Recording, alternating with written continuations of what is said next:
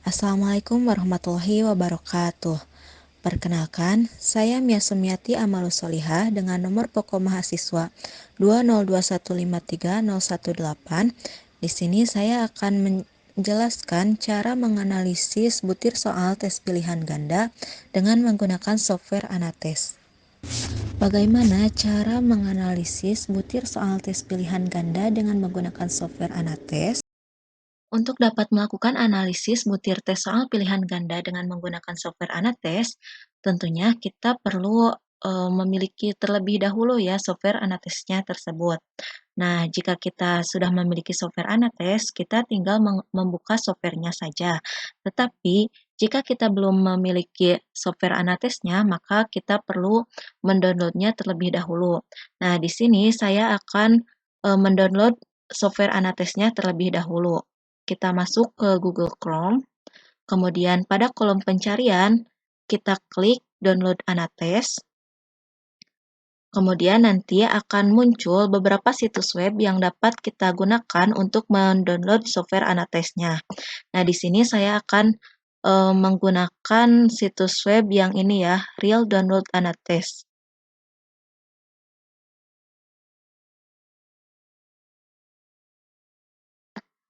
Kita scroll ke bawah.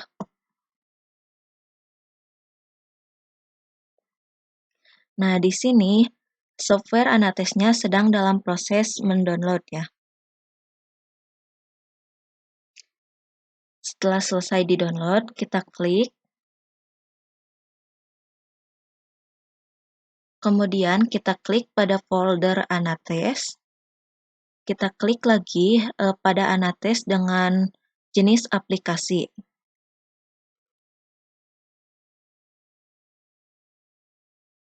Nah, ini tampilan awal Anatesnya setelah kita buka ya, baru dibuka. Di sini ada beberapa fitur yang bisa kita gunakan. Ada file, kemudian penyekoran, dan olah data. Di sini yang bisa kita lakukan sekarang itu hanya membuat file baru, kemudian membaca file yang ada dan keluar dari Anates, sedangkan yang lainnya belum bisa kita gunakan ya. Di sini kita akan membuat file yang baru terlebih dahulu. Nah, untuk membuat file baru, ada beberapa informasi yang harus kita masukkan. Di sini ada informasi yang harus dimasukkannya itu ada jumlah subjek, kemudian jumlah butir soal, dan jumlah pilihan jawaban. Di sini saya akan memasukkan untuk jumlah subjeknya itu adalah 20, kemudian butir soalnya 10, dan jumlah pilihannya itu tetap 5 ya. Kemudian setelah kita isi, kita klik OK. Nah, tampilannya menjadi seperti ini ya. Nomor 1, 2, 3, sampai 10 ini yang ke samping itu merupakan nomor urut soal ya. Kemudian yang ke bawah nomor 1 sampai 20 ini merupakan nomor subjeknya. Di bawah nomor urut soal ini ada kunci jawaban. Kemudian di bawah kunci jawaban yang warna biru ini untuk mengisi nama subjeknya. Sedangkan untuk yang putih ini untuk mengisi jawaban dari subjeknya. Untuk kunci jawabannya, di sini saya akan memasukkan kunci jawaban nomor 1 itu A, nomor 2 D, nomor 3 E, nomor 4 D, 5 C, 6 B, 7 A, 8 A, 9 C, dan 10 B. Kemudian kita klik enter, masukkan nama subjek yang pertama. Di sini saya akan menuliskan nama subjek yang pertama itu Ai Anita. Kemudian kita masukkan juga jawaban dari Ai Anita.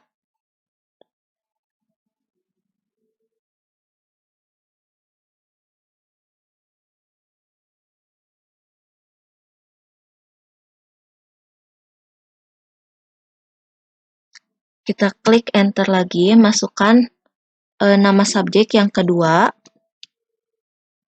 Kita masukkan lagi jawabannya.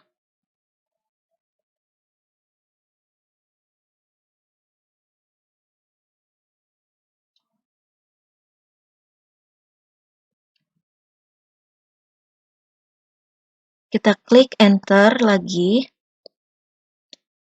tulis nama subjek yang ketiga, beserta jawabannya,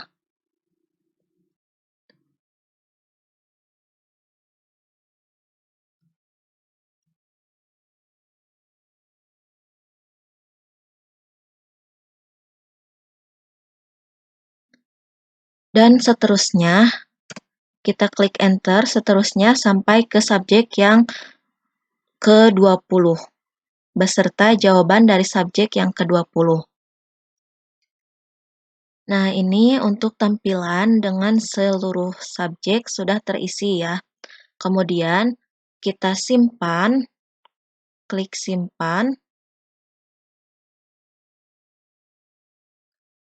Ini namanya belum ada nama, tidak apa-apa ya, kita simpan.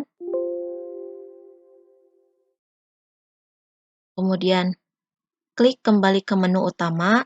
Nah, di sini setelah kita membuat file baru, fitur-fitur yang sebelumnya belum bisa kita gunakan, ini sudah bisa kita gunakan ya.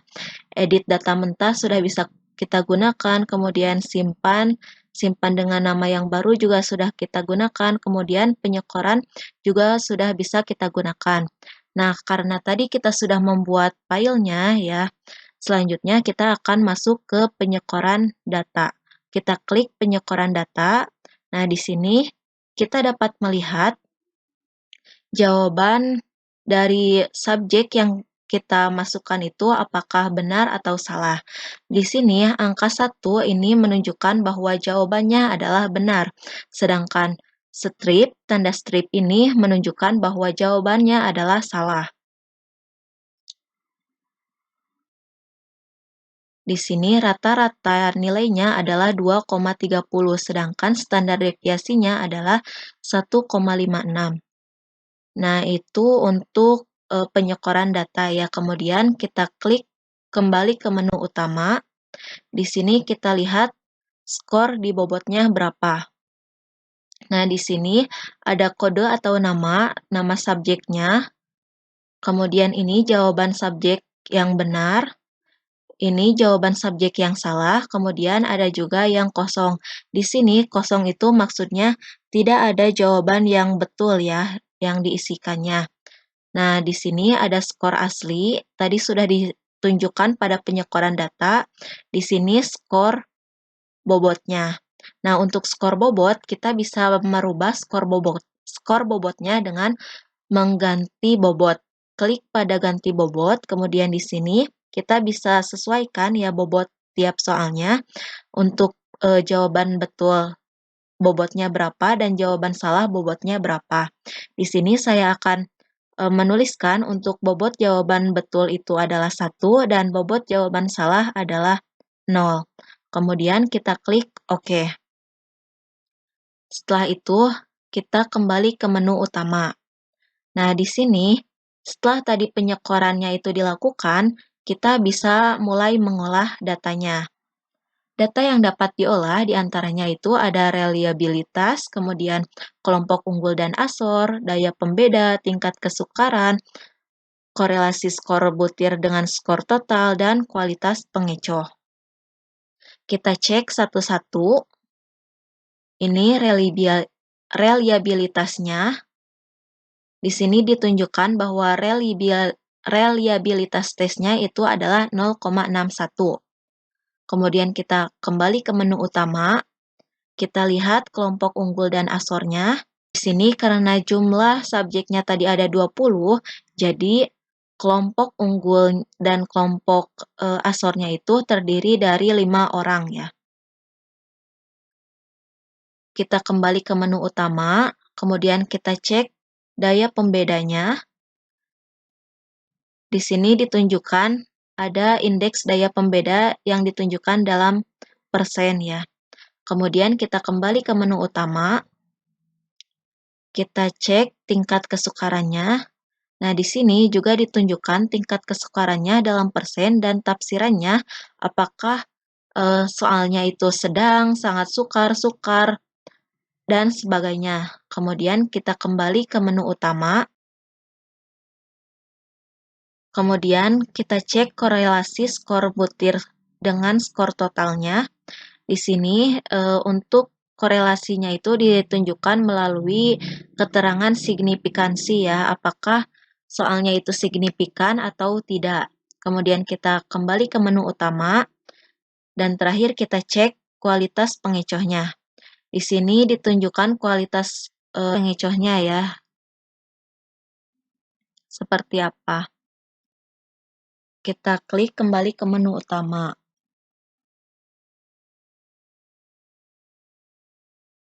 Nah, itulah cara untuk menganalisis butir soal tes pilihan ganda dengan menggunakan software Anates.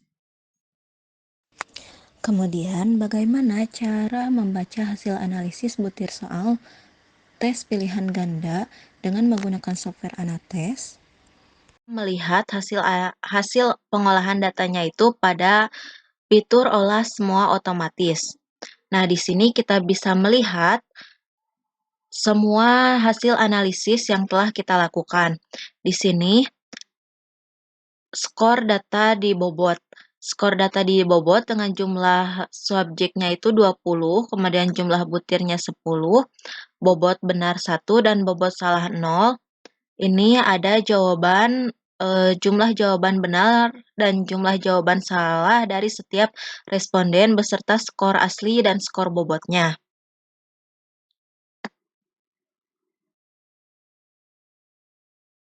Kemudian di sini reliabilitas tesnya dengan rata-rata 2,30, rata-rata nilai 2,30, simpangan baku 1,56, korelasi XY 0,44, dan reliabilitas tesnya itu adalah 0,61.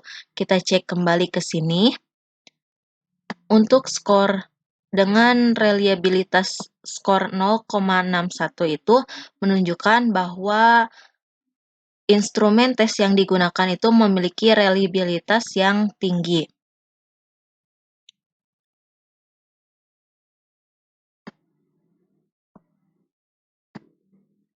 Kemudian ini untuk kelompok unggul dan kelompok asor diambil dari 27% keseluruhan anggota kelompoknya. Di sini karena tadi jumlah subjeknya itu 20, jadi 27% dari 20 orang anggota kelompoknya itu adalah 5. Di sini untuk kelompok unggul ditunjukkan dari jumlah perolehan nilai yang paling tinggi, sedangkan untuk kelompok asor itu ditunjukkan dari jumlah nilai yang paling rendah.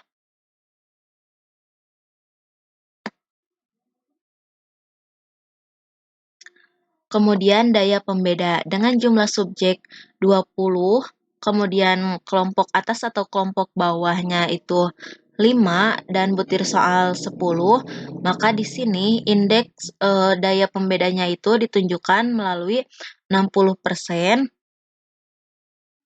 60% ini termasuk ke dalam kategori soal diterima dengan baik.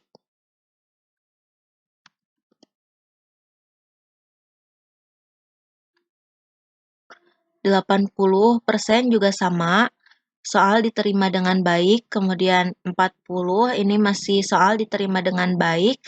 Nah, yang 20 ini termasuk ke dalam kategori soal ditolak. Sama dengan 20% itu soalnya ditolak. Yang 0% juga sama, soalnya ditolak.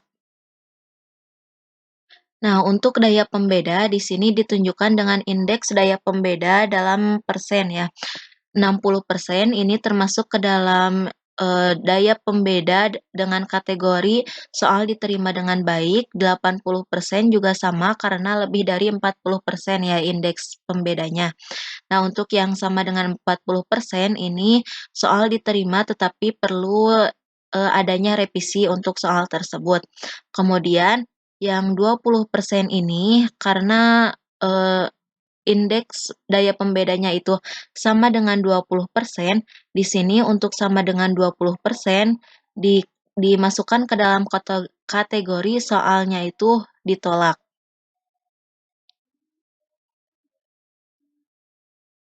Kemudian selanjutnya ada tingkat kesukaran. Nah, di sini untuk tingkat kesukaran dari soalnya sendiri ditunjukkan ada yang soalnya itu sedang, kemudian sukar, dan juga sangat sukar. Nomor 1, 2, dan 4 itu menunjukkan soal dengan kategori sedang. Kemudian nomor 8 dan 10 termasuk ke dalam kategori sukar, dan nomor 3, 5, 6, 7, dan 9 itu termasuk ke dalam kategori sangat sukar. Ini untuk tingkat kesukaran semakin kecil persentasenya, maka soal dikatakan semakin sukar. Kemudian, nah selanjutnya korelasi skor butir dengan skor total. Untuk korelasi skor butir dengan skor total itu ditunjukkan dengan signifikansi ya. Untuk tanda strip ini menunjukkan bahwa skor butir tidak signifikan dengan skor total, sedangkan untuk keterangan signifikan ini menunjukkan bahwa skor butir signifikan dengan skor total. Dan yang terakhir itu ada kualitas pengecoh. Nah, kualitas pengecoh ini ada keterangannya untuk bintang 2 itu merupakan kunci jawaban. Plus 2, kualitas pengecohnya sangat baik. Plus 1, baik. Strip 1, kurang baik. Strip 2, buruk. Dan strip 3, sangat buruk. Di sini hasil analisis menunjukkan bahwa soal itu pilihan jawaban soal itu ada yang menunjukkan kategori kualitas pengecoh sangat baik, kemudian kualitas pengecoh baik, kualitas pengecoh kurang baik, dan kualitas pengecoh buruk. Tidak ada kualitas pengecoh yang sangat buruk pada instrumen ini. Demikian tutorial mengenai cara menganalisis butir soal tes pilihan ganda dengan menggunakan software Anates yang dapat saya sampaikan. Semoga tutorial ini dapat dipahami dan diikuti tutorialnya. Terima kasih. Wassalamualaikum warahmatullahi wabarakatuh.